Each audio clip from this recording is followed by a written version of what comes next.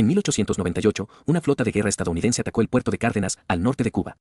Un pequeño remolcador, armado con un solo cañón, salió a defenderlo. Él solo logró derrotarlos y expulsar a toda la flota enemiga, que nunca volvió a intentarlo. A finales del siglo XIX, las provincias españolas de ultramar comenzaron a generar importantes problemas a un gobierno débil, incapaz y en quiebra. A las habituales revueltas locales se sumaron las pretensiones de Estados Unidos, un joven país que codiciaba conseguir nuevas tierras más allá de sus fronteras, entre ellas la isla de Cuba, el primer productor del mundo de azúcar y clave para dominar todo el Caribe. Para ello, los Estados Unidos no dudaron en ofrecer escandalosas sumas de dinero a cambio de la isla, pero la respuesta de España siempre fue negativa.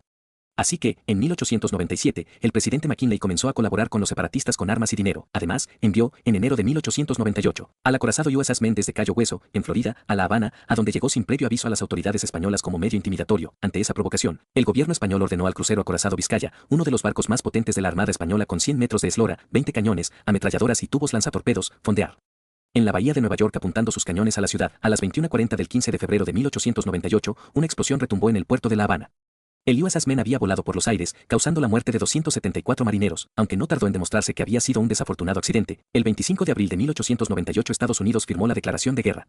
Comenzaba la guerra hispano-estadounidense, que les vino como anillo al dedo para hacerse con las posesiones españolas por todo el mundo. Para evitar ser atacados, los barcos españoles se refugiaron en los puertos más cercanos, entre ellos dos pequeñas lanchas cañoneras de 42 toneladas, la Ligera y la Alerta, con una dotación de 20 personas, un cañón de 42 milímetros y una ametralladora de 37 milímetros. Su destino fue el puerto industrial de Cárdenas, al norte de Cuba, donde también se había refugiado un viejo remolcador de 68 toneladas, el Antonio López, que pertenecía a la Armada Española tras comprárselo a la Compañía Civil Transatlántica. Este remolcador había sido armado con un cañón Nordenfeld de disparo rápido de 57 milímetros y era un veterano que ya había participado en algunos enfrentamientos con rebeldes en la isla y que estaba al mando del alférez de navío Domingo Montes Regueiferos. Domingo era natural de Santiago de Cuba, donde había nacido en 1863.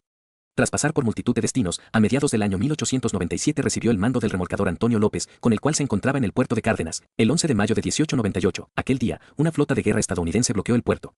El torpedero USS Foote, un gigante de 150 toneladas y 3 piezas de artillería, entró en la bahía.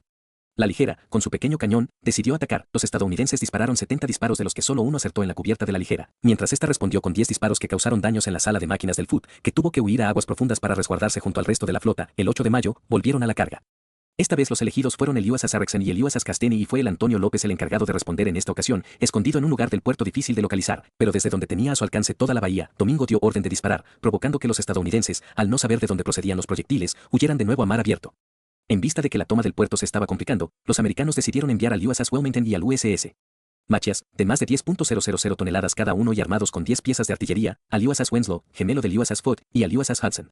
Las dos cañoneras españolas huyeron a aguas poco profundas donde estaban seguras, pero el Antonio López no podía acompañarles, debido a sus dimensiones, así que no le quedó otro remedio que quedarse y plantar batalla a aquellos gigantes. A las 13:35, el USS Winslow se preparó para atacar al remolcador, pero los españoles se adelantaron y a las 13:40, a una distancia de 1.250 metros, atacaron, inutilizando el sistema de gobierno del barco estadounidense, hiriendo a su comandante y matando a 4 marineros. Cuando el USS Hudson vio lo ocurrido se acercó para evacuar a la tripulación del USS Winslow mientras disparaba sin cesar al Antonio López, que respondía incesante con su único cañón de disparo rápido. Este incesante bombardeo del remolcador provocó que los estadounidenses pensaran que les disparaban desde distintas partes, así que comenzaron a bombardear la ciudad esperando destruir las inexistentes baterías de artillería ocultas desde las que creían que les disparaban. Mientras tanto, el Antonio López seguía disparando sin cesar, alcanzando al USS Hudson de lleno, mientras remolcaba al USS Winslow y acabando con la vida de su segundo comandante, el primer oficial muerto en la guerra hispano-estadounidense.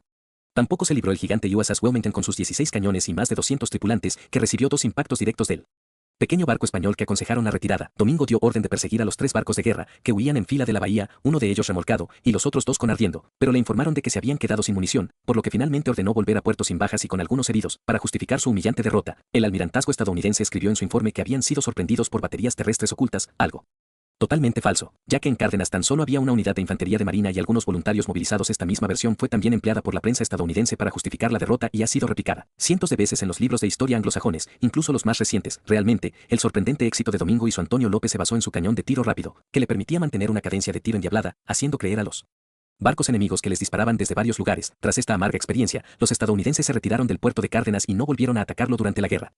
Por la extraordinaria hazaña de derrotar a 3 barcos enemigos con un remolcador provisto de un solo cañón, el alférez de navío Domingo Montes Regueiferos fue condecorado con la Cruz Laureada de San Fernando de segunda clase y ascendido a teniente. Terminada la guerra, Domingo regresó a España, donde tuvo varios destinos. En 1911 fue nombrado ayudante del rey Alfonso XIII, quien quiso con este puesto distinguirlo por su heroísmo de 1898.